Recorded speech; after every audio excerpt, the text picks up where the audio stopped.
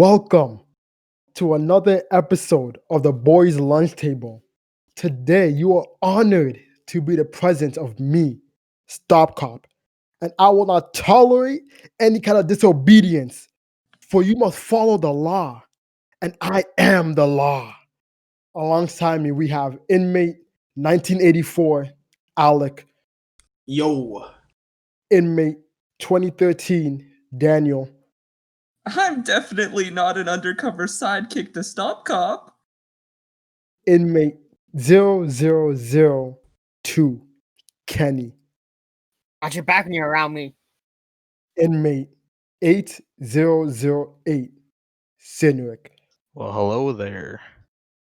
And today is our Christmas episode. And we decided to bring all of you guys our favorite Christmas movies to share with all of you. Who's hyped, boys? I said, who's hyped, boys? I'm Yay. probably more hyped than a stack of potatoes. I'm going to go first because I am law and order at this Very table. And I chose to do Are We There Yet as my Christmas movie. Everyone's favorite Christmas Everyone's movie. favorite holiday movie. Love it. Love it. It's not even a Christmas movie. It's more of a holiday movie because it happened in New Year's. But it's still a good movie to watch during the Christmas season because it talks about family, it talks about love, it talks about being a better man. I like at least one of those things. Oh my gosh. Well, for those who've never seen Are We There Yet, I don't know how you haven't. It's a top tier movie, but have you haven't seen it before? It came out in 2005. Stars Nick Cannon. Not Nick Cannon. Ice Cube. Nick Cannon. Bro, it's been a while since I've seen it. Stars Ice Cube. And pretty much Ice Cube's character is like he's a playboy. He does his thing. He goes around getting girls, but he finds this one girl who he's super attracted to, but she has kids, and he's like, I don't like kids. And the kid said, I don't like you. And that's pretty much it. I mean, the whole movie is pretty straightforward. There's a lot of funny scenes in it. I remember watching it a lot when I was younger, but I haven't watched it in a while recently. I actually watched it recently with Kalichi, and it was a Yeah, pretty good me too, movie. I watched it. I'm gonna be real. I don't think I've ever seen the movie from top to bottom. I've seen Are We Done Yet? Does that count? You seen the second one? You haven't seen the first one? Bruh. Hey, they both have Ice Cube, right? That's That's irrelevant. because they're sequels to each other. Yeah, they both have all the same characters in the family. I couldn't have even told you that. Maybe they recast. I don't know. I think it's kind of crazy how you would think it's just like a holiday movie, but in the movie, it's some pretty much, I want to say mature, but some pretty heart-touching moments. Like Cynic knows when the kids see their dad for the first time. That kind of hurt me. Yeah, bro. Depressing. I don't know if you guys know what I'm talking about. I don't. I I remember kind it. of do. I remember. Wait, what happens? What happens? Spoiler alert. The kid's biological father is like, I can't be with you for Christmas. I'm really sick. And the kids are like, yeah, we don't believe that. So they go to his house and they find him there holding another baby with his other wife. He's got a whole other family. And they're like, damn, he don't want us. And then Ice Cube's character's like, yeah, bro, I know that feeling. My dad did send it to me. Let's get out of here. So Ice Cube is the paternal figure. Yeah, he is. He is. And correct me if I'm wrong, but it's been a while. So for the rest of the movie, it's basically Ice Cube just trying to be the father figure they never had, kind of thing, right? Kind of. Because the whole movie. That's towards the middle, isn't it? Yeah, towards the middle. Doesn't he not hate them, but like He he's hates kind them of in the like beginning. yeah. That's what I think I remember. Doesn't he wreck their car in the beginning? They destroy his car. Oh yeah. But the whole movie is him getting the kids to their mom, who's in Vancouver. And on the way there, the kids just try to mess with him because they don't like him. And he has a brand new car. And me, Cynical, like, that's a sick car for that time. It came out 15 years ago. But it was a nice car, and these guys wreck it to the worst degree. What makes this a holiday film? Does it just happen during the holidays? Yeah. Yeah, Basically. they try to get the kids back to the wife for New Year's. Yeah, not a Christmas movie, bro. But And then what? At the end, they just, I don't know, they gotta fall in get love? together. Yeah, Oh, that's they nice. get together, and then they used in the second movie, so go on from there. Yeah. It was in the summertime.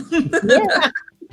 You know what part I do remember My funny favorite enough summer from Are We There Yet?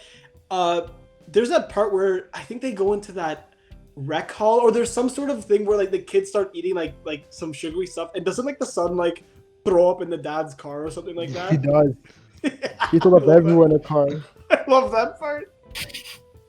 The scene I remember is Ice Cube on like this ice rink beating up like everyone. He's at the Yeah. end. Oh yeah. He's fighting a bunch of security guards. That's Ice right. Cube? Is he a lot more like intimidating than I remember him? I I mean, don't think so. He used to live in Compton, if it. I mean, that's when he was younger. Like in the Yeah. movies he makes now, he's kind of like kiddish. Yeah. Hmm. Well, family. Wait, in- what's he in in that now? movie- What are you talking about? I haven't mean, seen Ice Cube in that movies. movie, yes.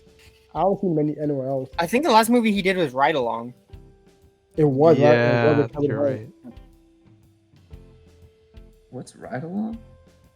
It's with Kevin James. No, Kevin not Hart. Kevin James. Kevin James. No, Kevin Hart. my bad. Well, they're two different people, like completely different people. Kevin. Paul Blart? Hey, Blart? you would have done great in that movie. Hold on. Paul Blart Mall Cop is a holiday movie too. No, is it? It Oh, takes it place doesn't- in the holidays. It happens around Christmas. That's right. Hey guys, can I switch my segment to Paul Blart Mall Cop? If you got time for it, yeah. Oh man, that's a good Um, movie too. As a quick wrap up, fun fact about this movie: there's a TV show of Are We There Yet that continues. Yeah. Yeah, and Ice Cube is in it, but he doesn't play his character. He plays an uncle. Terry Crews plays Ice Cube's character. What? Are you Yeah. serious? Every time I just think of the Julius from Every Hits Chris. I've always seen it like scrolling through the channels on TV, but I never bothered to actually like click on it. I've never watched it. Is it any good? It's okay. It got like 3 seasons or 4. It's not that bad. I am StopCop, and I judge all of you, and I will choose who is allowed to speak next. Inmate 2013, aka Daniel. You may go. So Paul Blart Mall Cop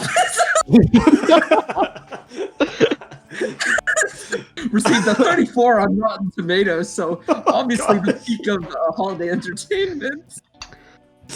Oh my god. But for real, my favorite actual holiday movie that doesn't star, Hollywood darling Ice Cube is The Polar Express.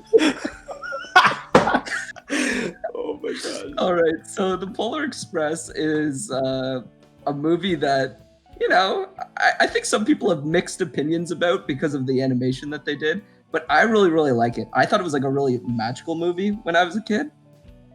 And you know what? It has Tom Hanks, and gosh darn if he doesn't voice literally half of the characters. Yeah, you're telling me he voices half the characters at least? Okay, look. Tom Hanks voices Hero Boy, which Hero Boy is the main character that they never bothered to give a name. He You're calling voices, Hero Boy? yep, Hero Boy. He voices Sounds like a Hero lame Boy. superhero. Hey. Kenny, he's a psychic My hero Hero man. Academia. He's a psychic to hero man. He voices the father. He voices the conductor, who might be one of the best movie characters I've ever seen in my life. He voices the hobo, who I guess is like a ghost that lives on the train. And he Yeah. voices Santa Claus. Damn, Now- it's. Oh, sorry. I was just gonna say that he's really talented. Like one guy changing his voice to meet like 7 different roles or something like that. That's crazy. I know, right? It's actually it's crazy. I love Tom Hanks. I love him as Woody. I love him as Hero Boy. I love you, Tom Hanks. Thank you for Forrest Gump. Thank you for being Forrest Gump. Run, Forrest. Anything else you want to say to Tom Hanks? I also want to thank Tom Hanks for watching this podcast too. Tom Hanks, if you ever see this or listen to this, hit me up. We could go. We could run some mini putt if you want. I'm pretty good, so I could watch it. But anyway, so actually, it was kind of funny that you mentioned Forrest Gump, right? Because the person that directed the Polar Express is Robert Zemeckis, right? And he actually worked on Forrest Gump 2 with Tom Hanks. Right. And actually, Alec, you told me something pretty interesting before. There was like a Back to the Future reference in the Polar Express. Yes. Yeah, it was. Did you want to cover it, or did you want me to just? You go for it. Do what you gotta do. Well, what Dana was mentioning, that fun fact, it's actually. So sorry, Dana. You said that the director for Back to the Future also directed Polar Express. Is that why this fact is relevant? So Robert Zemeckis worked on the Polar Express. He worked on Forrest Gump. He worked on a lot of other stuff, but like notably, he worked on Back to the Future. So he was the director for all 3 Back to the Futures. Okay. So this, all right. Now I get it. So yeah. As kind of like, I don't know if it's it's basically like an Easter egg. So if you look really closely at the scene, you know, guys, that part where they're kind of going on that giant, railway where it's kind of like a roller coaster and everything starts floating around in the main hall of the train, and a pin for the I guess brake mechanism kind of floats out, and as it's floating around in the I don't know what you call it, the engine room, I guess. If you look really closely in the background, the flux capacitor from Back to the Future is there, and I'm like, what? And then when Daniel mentioned that both directors worked on the movie, I'm like, okay, yeah, that makes sense.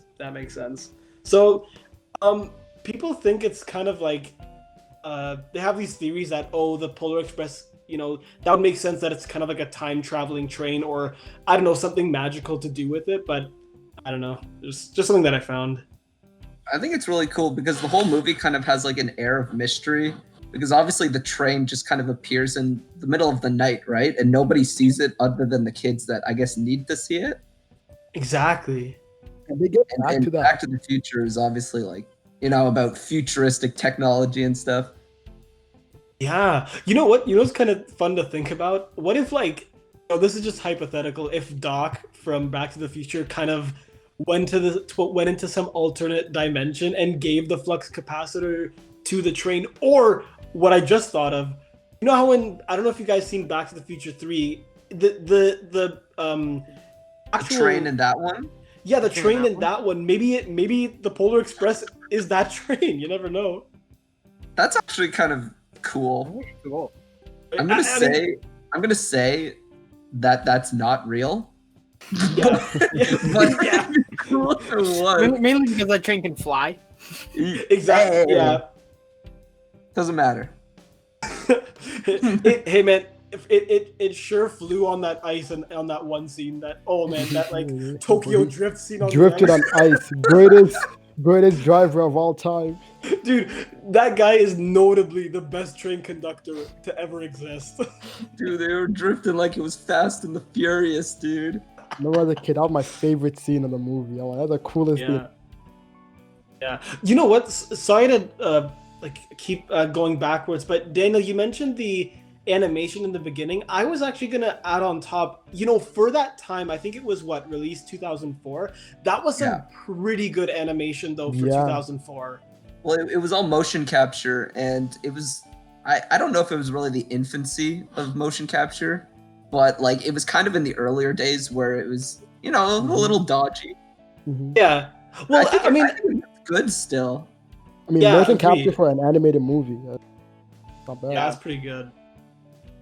If I remember, 'cause I haven't watched the movie in a while. There's a scene where he goes on to the top of the train, and then sees someone on a fire, some hobo on the side of on top of the train. Yeah, that's like the Is- ghost that's on the train. Yeah. Who is that ghost again? I think it's supposed to kind of represent like all of the kid's doubts, because he seems to be like a realist almost, and he's constantly mentioning how like, oh, who would believe in all of this stuff around Christmas and that kind of thing. Honestly, yeah, he even mentions, I think at one point in the movie, himself as a realist. Anyways, he just flat out says it, like, I'm a realist, kid, you know? Man, I remember the scene where they drink the coffee or whatever on top of the thing, Oh, and it like looks really gross. yeah. He's like washing his socks in it or something. He's like, have a cup of Joe, kid. Who is that kid that they're on the train with, that annoying, the one with the glasses? I love that kid. You know what his name is? What's his name? His name is Know It All. That's what the No. movie calls him. What? If you actually look at the names that are in this movie, nobody has a real name except for the one kid, Billy. Oh, that's, yeah, the small kid, right? Yeah, there's Know It All, there's Hero Girl, Hero Boy, Mother, Father, Lonely Boy. I guess that's Billy. I love how his name's just Lonely Boy. Lonely boy. But I kind of like that. Like they're able to have like this really well constructed story and like interesting, like a lot of visual interest. But you don't even like after you watch the movie, you're like, huh, they didn't have names. they No one represented them by anything. Exactly. they did a pretty good job at that, because I mean, now that you're mentioning it, you know, you're watching the movie, and unlike most films where you're trying to, you know, who is this character? What's his name? You're not asking yourself that when you watch Polar Express. It's all about the experience, you know?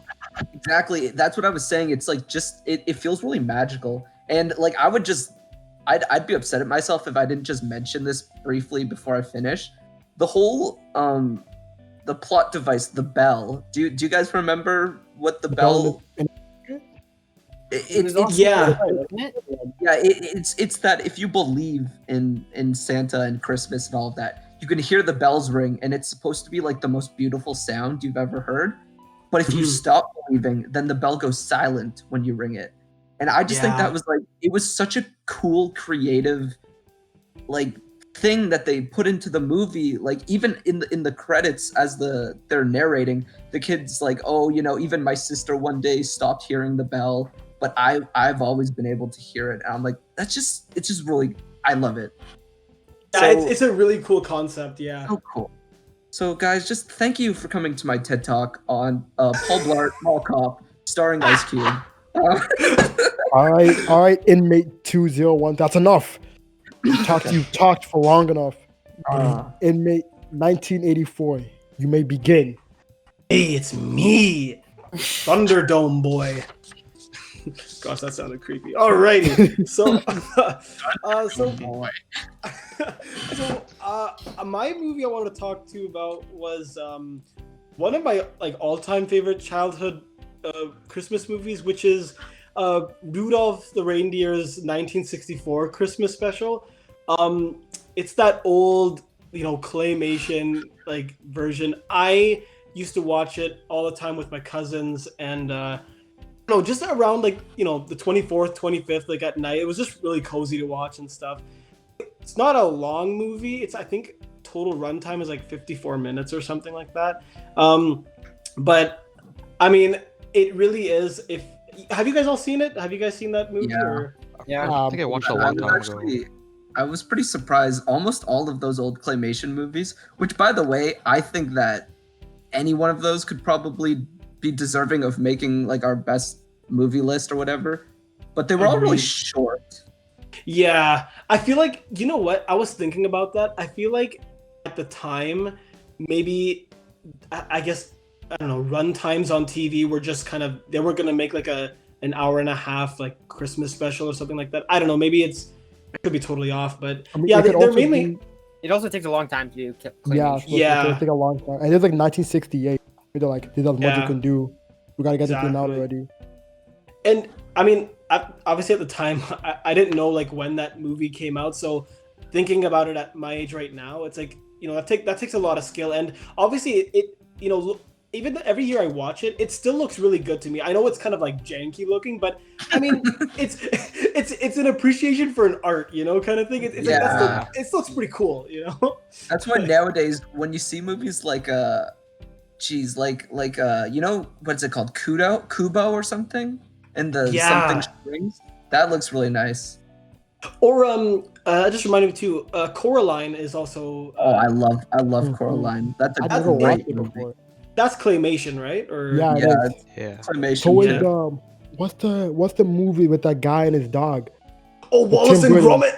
Yes.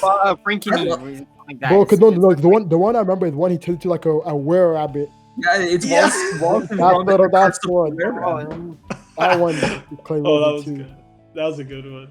But yeah. So yeah, I'm sure most people have seen Rudolph and the Red-Nosed Reindeer like Christmas special, and the storyline is really, you know, self-explanatory. It's basically a snowman by the name of Sam tells basically the story of the Christmas Carol. Like, you know, he's you know, ostracized for having, you know, his red nose, and teams up with a young elf by the name of Hermie. Who, Yeah. yeah, He's my second favorite character.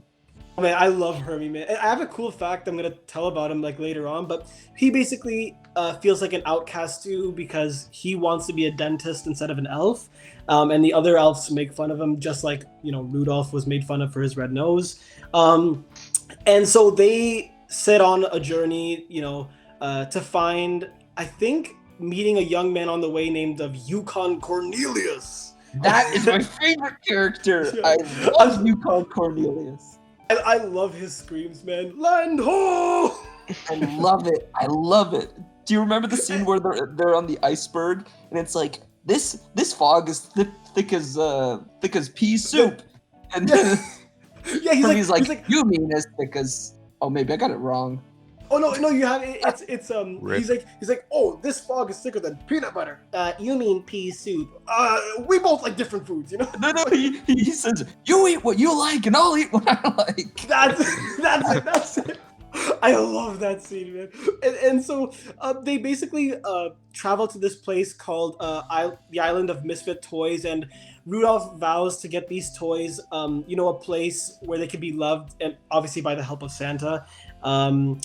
And you know, the whole plot is at the end they go back and Santa agrees to help these toys, but obviously can't make it because there's a giant storm and it's really hard. You know, they think that Christmas is canceled, but then obviously Rudolph comes in, saves the day with his red nose, and says the famous line, "Rudolph, with your nose so bright, don't you guide my sleigh tonight?" So I had to. All right, so yeah, the iconic line.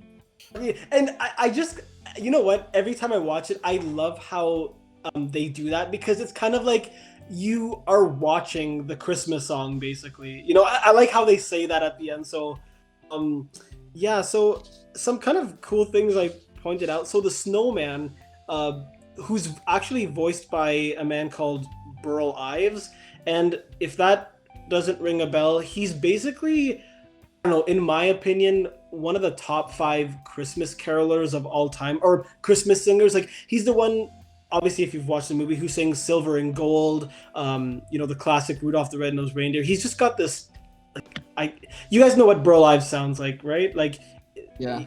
Yeah, he's got a nice voice. yeah, he's in my top 5 iconic Christmas singing voices. And yeah, he's basically narrating the entire film. Anyone remember that part where you know, he's talking about the abominable snowman and he gets like scared and he's like, wake me when, tell me when it's over. That was The one thing you don't know about Bumbles bounce. That's right. Oh, and is that, I was gonna say, that the name of the abominable snowman? I've been wondering that for years. That's what Yukon Cornelius calls him. Like he calls him a bumble or something. Oh, that's what he was been saying. Cause like, you know how at the end when he like Well, spoilers for those who haven't watched it, but at the Spoilers end, for you who haven't watched this like 50-year-old movie. yeah, agreed.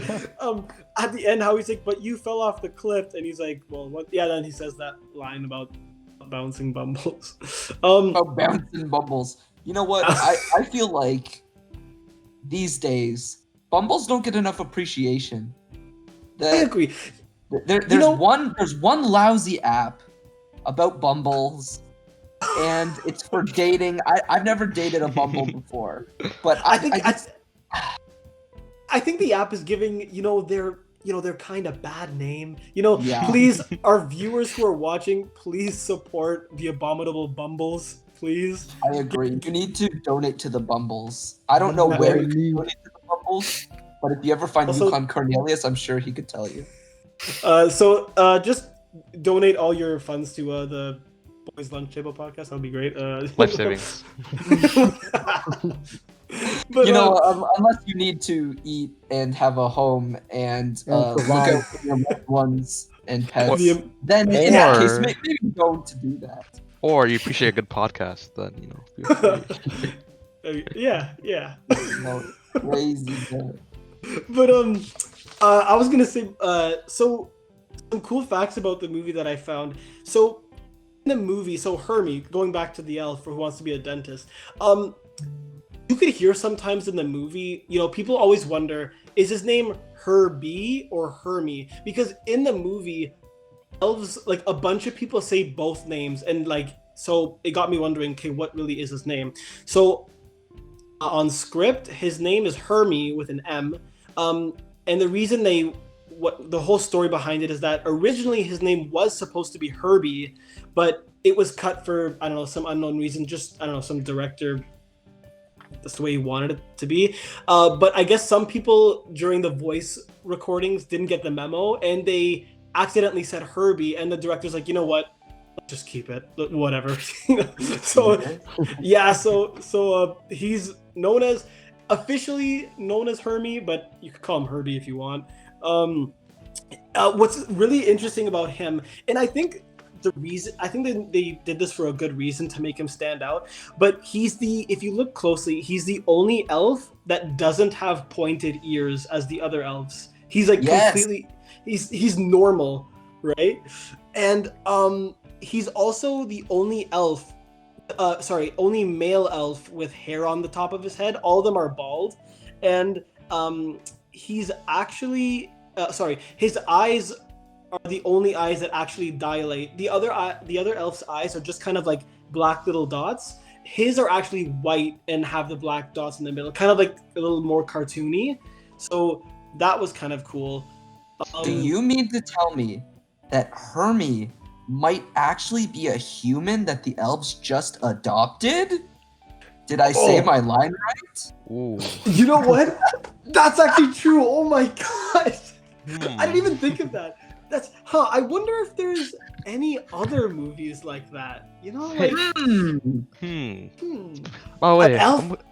I'm actually talking about Elf, which is actually kind of similar. Have you guys watched Elf before? Food for Warden, thought. Warden, Whoa. stop! What? Whoa. You're Enough letting talk! shoot. Enough talk! All of This you. guy's getting out of line. Enough talk! All of you. Cynric, I don't want to look at you. Why could you guys be like Alec? Simple, nice. Warden, StopCop. I have a simple request. Since Cynric kind of stepped out of line, do you think he deserves a week in the silent room? I do believe he does. No, please. This is justice. No. I am the law. Week in the no-no room. Nothing but wooden blocks. Inmate 1984. Is there any final word you'd like to add? No other word, Your Honor, except that. Your Honor, bro. He's not a judge. Hey, Bro, how dare you Hey, disrespect StopCop like that? Do not ever speak out of Hey, line. I'm already going to the cell anyways, man. Nah, but honestly, nothing else to add except just to lead into Cynric, who, actually, you know what? Forget that. Cynric, go ahead. All right, inmate 8008. You may begin. So I'm actually talking about the movie called Elf, and it's actually directed by Jon Favreau, who is also in the movie as well, and it's played by second America's baby boy other than Ice Cube, who's number one, Will Ferrell. Ooh. Yeah, ooh. Anyways, there's a My role so model. that's nice to know, Alec. So there's a baby. Don't disrespect me. Anyways, so the movie starts my off God. with a baby seeing Santa while Santa's delivering presents in the orphanage during Christmas Eve. So the baby notices a bag of toys that Santa has brought in and sees something that he likes. So he gets out of his crib somehow, even though there's a gate, and sneaks inside the bag of toys. Santa didn't notice what happened, even though he knows when you're sleeping and knows when you're awake, but apparently not, and takes him to the North Pole by accident. I like that. So the buddy, which is the elf's new name, because they don't know his old one, grew up in the North Pole for 30 years and didn't know he was a human, guys, even though he was really giant compared to them. Yeah. Anyways, one day he overhears two elves saying that he's a human and not an elf, and he's wondering, is this true? I didn't know, right? And then later on he goes to his adopted father and asks him what they were talking about. His adopted father later tells him the truth, that he was actually adopted and his actual father was on the naughty list. Ooh, that's so not good. Yeah. Aren't we just so sad for Will Ferrell? And I just Yeah. want to say that Will Ferrell, if you're watching this, join me and Tom Hanks for a round of mini putt. It'll be fun. I'll buy slushies. We're gonna get all of America's best actors in. All the best boys. Yeah. All of us go play mini golf with Daniel. Agreed. Yeah, kind of out of context, but Bill Murray, you're also invited too. Anyways, Yeah. Hey. You know what? The whole Ghostbusters cast. Let's get this on. yeah, except the new one, not the new one. Anyways, Buddy then goes to New York, where his dad is currently working, and life is completely different than what he was used to, right? He sees a whole bunch of different things in New York City that he's never seen before. For instance, he's seen a railing with these little colorful things underneath them. Oh, I know what you're talking about. You do? Yeah, exactly. It's gum, and he reaches out and grabs them and eats them for lunch. Gum. He eats them for lunch, a nice, hearty, healthy lunch, Of nutrition. fully nutritious. And then he does meet his dad eventually.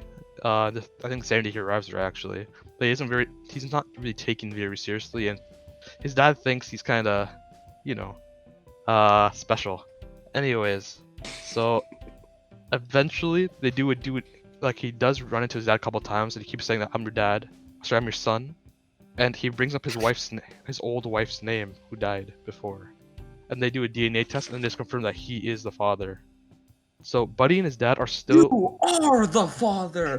What? So Buddy and his dad are still in like a rocky relationship for most of the movie, but meanwhile he falls in love with a girl named Jovi, which is actually kind of a weird way they fell in love, to be honest with you. But if you know, you know. If you know, you know, man. That's all I'm saying. And then during the movie, Buddy kind of makes both of them come out of their shell and believe in Christmas again. Elf is actually a pretty nice movie if you watch it with your family, and even if you watch it multiple times, it's still pretty good. It's filled with so many jokes.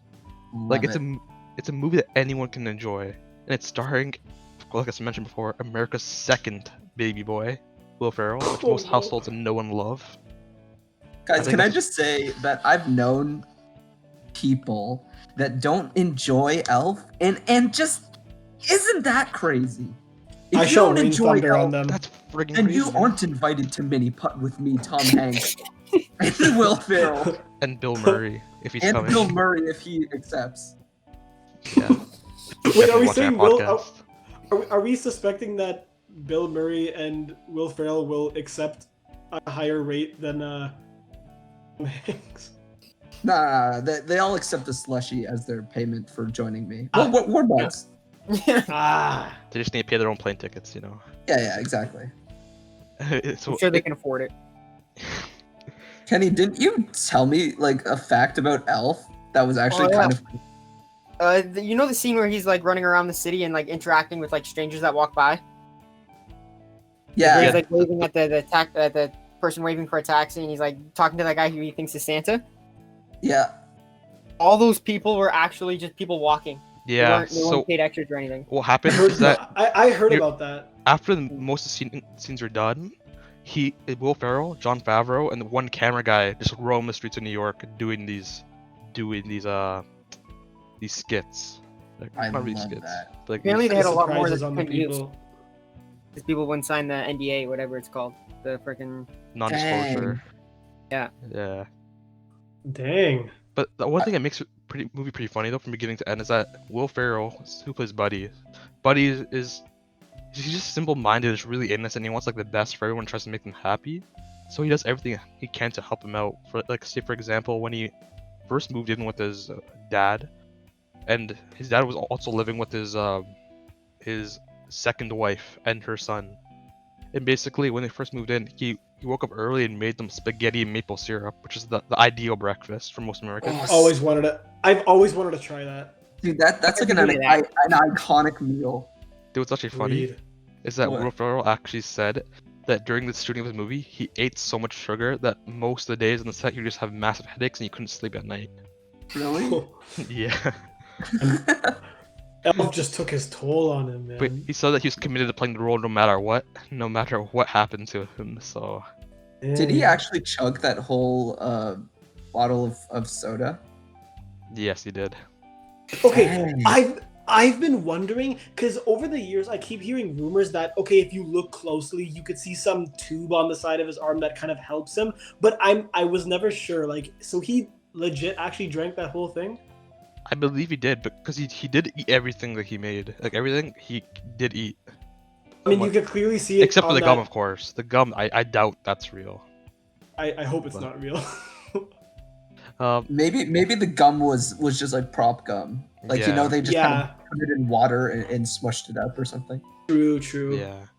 And another example of this, like when he's like being innocent, is when Buddy he's not working at the shopping mall. But he just kind of went there because he felt he fit in, and he Yeah. sees a sign for women's lingerie, and instead of with the sign, it's a perfect gift for that special someone.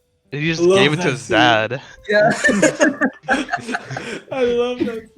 I love when the girl walks in and he's like, "Who's that for?" Intercom. Yeah, but I love this movie so much. It's one of my favorite Christmas movies to this day. It's not too Yeah. Christmassy. The Christmas part is more towards the end, but it's mainly about Buddy trying to find his dad and trying to have a relationship again with his father, pretty much. Like Ice Cube's new children. Exactly. Bruh. I've always loved the ending when Jovi starts singing in the streets and everybody starts joining in. I really find it's like a really wholesome moment that Yeah. you know how Santa explains how his sleigh used to run solely on Christmas spirit, Yeah. and then like how she got learning from Buddy the best way to spread Christmas cheer is singing aloud for all to hear, and she starts doing it, and I'm like, damn, that's really nice, and like you see the clausometer go up. I'm like, oh, she saved Christmas, let's go. Doesn't he have a brother in the movie? Yeah, he has That's a the- brother. I love it. Michael. In this scene where they have a snowball fight and Buddy goes crazy. Yeah. Yeah. The guy's done like one snowball, and he's Yeah. done like 20. He like throws them with like a machine gun. Like But I'll do I have some also fun facts about the sniped movie that as one well. kid. So like some fun facts about the movie is that Jim Carrey was originally lined up to play the role as Buddy, but this No was back way. in 1993 when the script was written. But due to Oh. some stuff that didn't line up properly, the movie actually started filming later on, so Jim Carrey couldn't do it anymore. So Will Ferrell decided to Oh. take it over. that's cool. And another thing too is that the same scene you talked about the fizzy pop where he drank the whole bottle. There's a 12-second burp in that movie, and that was actually real. It wasn't fake or anything. No So way. Will Ferrell has an ability to do this thing with his tongue, where he can turn it enough, but like it creates like a huge echo chamber with his tongue in his cheeks, and like What? if he, yeah, he can like kind of sustain burps with like creating like a raspy kind of throat noise. Hold on. Sorry, I kind of missed what you said before. You're saying that burp was real? Yeah, it was real. Holy. No way. No Yeah. way. He can do this weird thing with his throat and his like tongue and cheeks, where he can kind of Oh. keep sustaining it. You know how much like air you have to like keep pushing Oh, out with a yeah. burp, man? Like Yeah. Well, I think he's saying that the burp wasn't like a real actual burp. He was able to just like mimic Sustain a burp it. really well. Yeah, like sustain the voice. oh. Wow. Another thing too about Clint, you watched the movie a little bit with me yesterday, and there's a scene in the beginning too when he's testing the toys, and he's testing the Jack in the Boxes with, and they kind of Papa gets scared, right?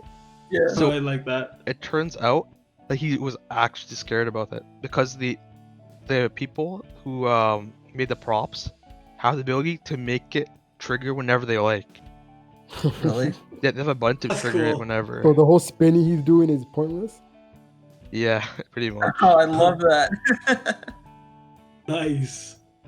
Yeah, and Um, apparently they're supposed to have a sequel to for Elf 2, but Will Ferrell didn't really like the idea of I it. mean, what are they gonna do? I heard that. Yeah, because he got older, it'd be kind of weird if like a middle-aged guy kind of Yeah. hides. Being a child. I'm kind of glad they didn't because it ended off at a really good spot, I feel. Yeah. Yeah, Any Also- more is exactly. kind of too much. I was gonna mention before kind of connects a lot or took a lot of Easter eggs from Rudolph the 1964 special. The clothes that all the elves wear are like actually taken from the 1964 Rudolph special. Like, see if you at the end when they go back and visit Papa in the North Pole and you see Jovi wearing the pink outfit. That's exactly what the female elves wore in the Rudolph special, right? Also, there was one more. Oh, Daniel mentioned earlier that the snowman is the same in Elf and in Rudolph. It's kind of cool connection there. I think the snowman's name in Elf though is Leon. Yeah, I think what they did probably was take what's the word, like inspiration from Rudolph and Yeah, but they got permission to use the signature snowman. They got permission from I believe the people who made the idea. I feel like besides Frosty the Snowman, they're probably the next most famous snowman to be shown on screen. For sure. Bye, buddy. Hope you find your dad. It's so funny how the whale pops up, but doesn't help him go across the ocean. Right? I'm like, come on, Mr. Narwhal. Bye, thanks, Mr. Narwhal. Yeah, but another How movie that's that not wall. another movie that's not Christmassy either is Home Alone. I believe Kenny, do you want to talk about Hey, that? hey, whoa. This again. Okay, Inmate 3 weeks in 800, isolation. what is your problem?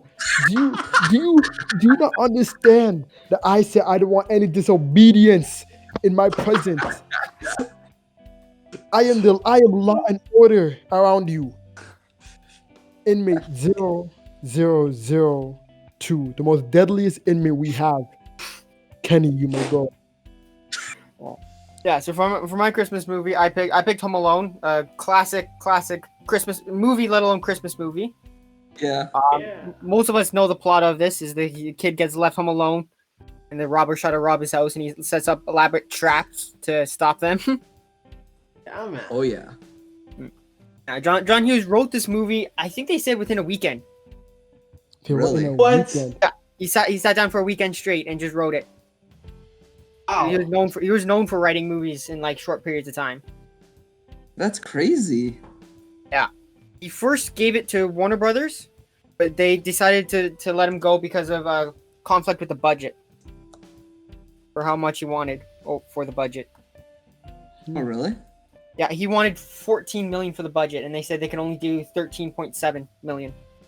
The 3 million really made a difference. Yeah, and the movie Yeah, made 100 honestly. like. Gosh, man. So then what he did is he talked to Fox on the side, which he technically wasn't supposed to do, because before he was canceled, he struck a deal with Fox. Dang, man. Which is technically kind of not really illegal, but under the table trading kind of thing. Frowned upon. Yeah. Frowned upon. Yeah, it's a. Oh man, I just want to say, Home Alone is. I could probably Classic. watch it like 10 times during like December. I never get tired of it. It's a great movie. It is so funny, and the work. Honestly, the work by Joe Pesci and Daniel Stern, who played like Harry and Marv. Yeah. My gosh, they're and especially Macaulay Culkin at a young age like that. I know he's done movies before, like Home Alone. Like Home Alone wasn't his first movie, but It was his first big movie.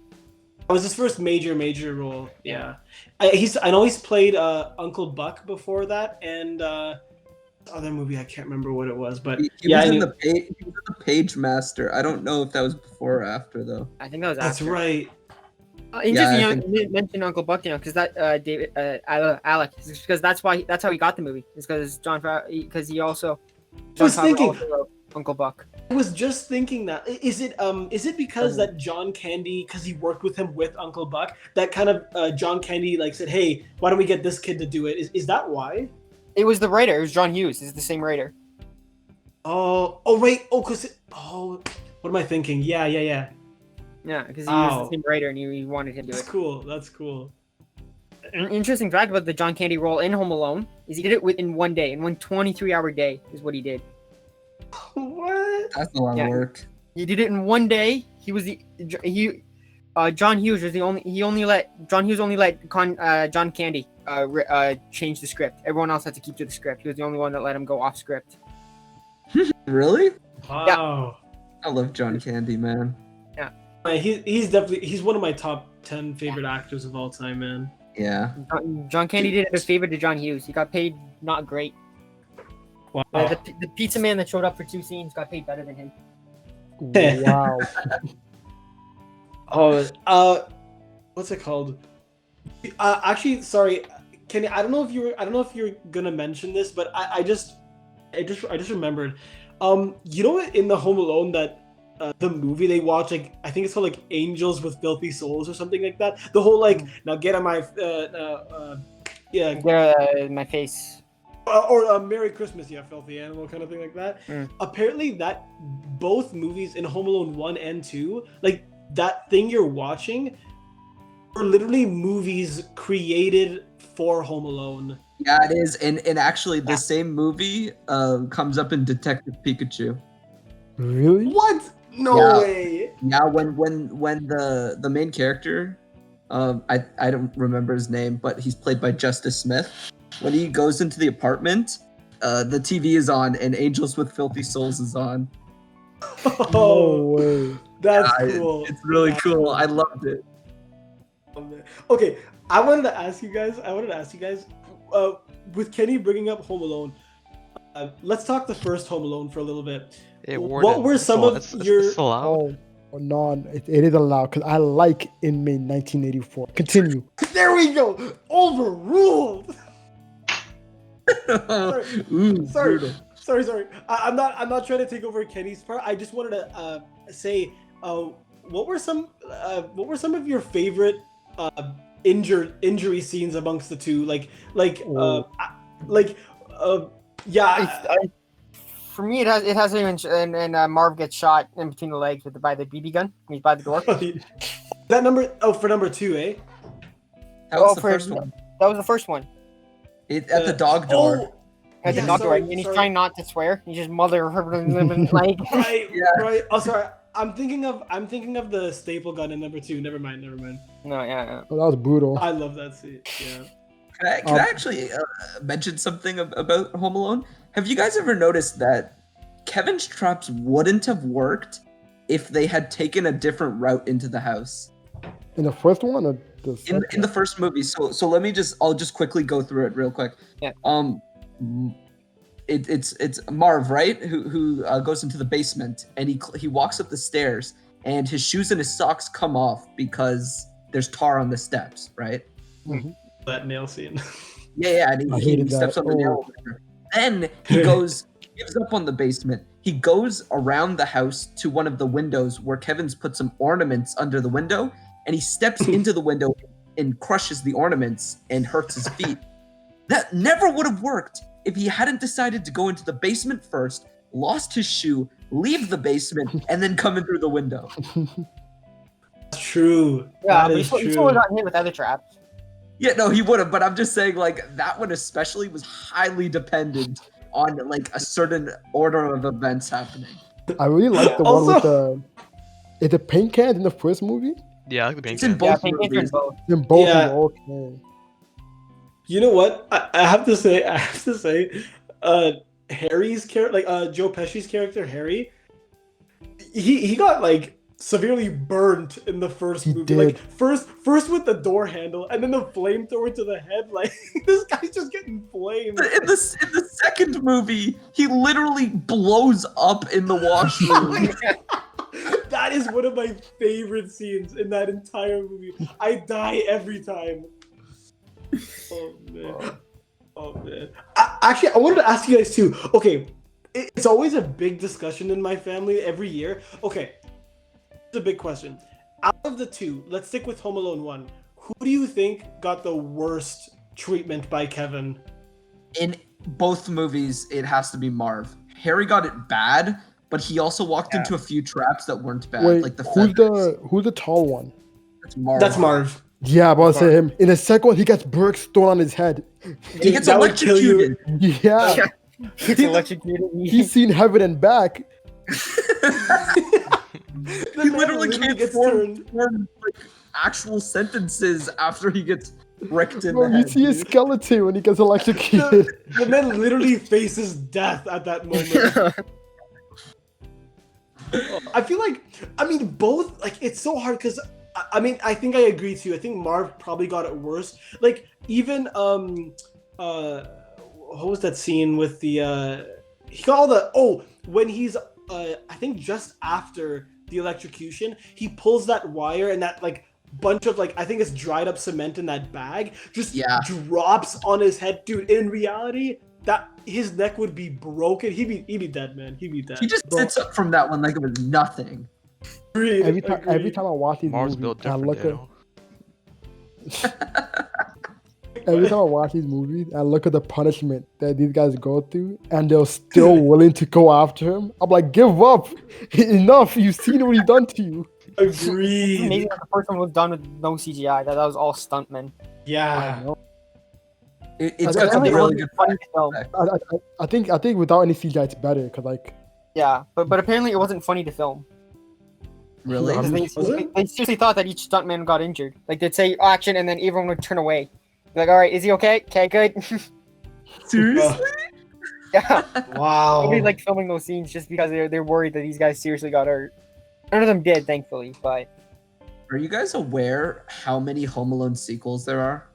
it's like Oh. 5. isn't there? I think it's like It's four. There's Home Alone 1, Home Alone 2, Home Alone 3 where they recast everybody and they get rid of Harry. Then there's Home Alone it's Home Alone 4, but you know, whatever.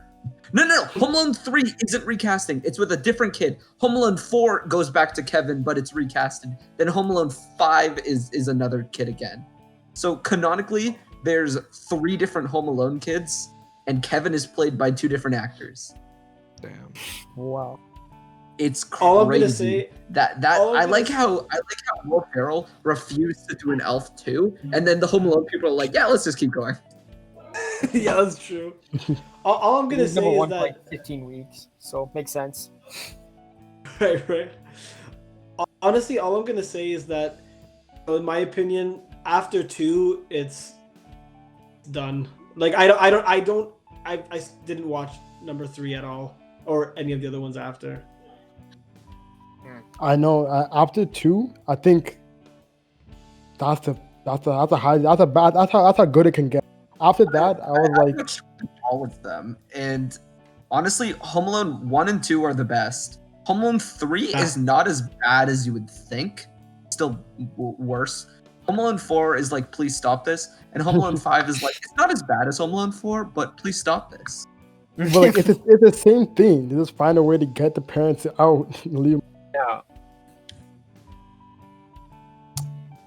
Well, look at the time. Look at the time. Your lunch break is over. All of you degenerates, go back to your cells. Hey, Warden. Yeah. Where's Kenny? Sound the alarm! Kenny has escaped again.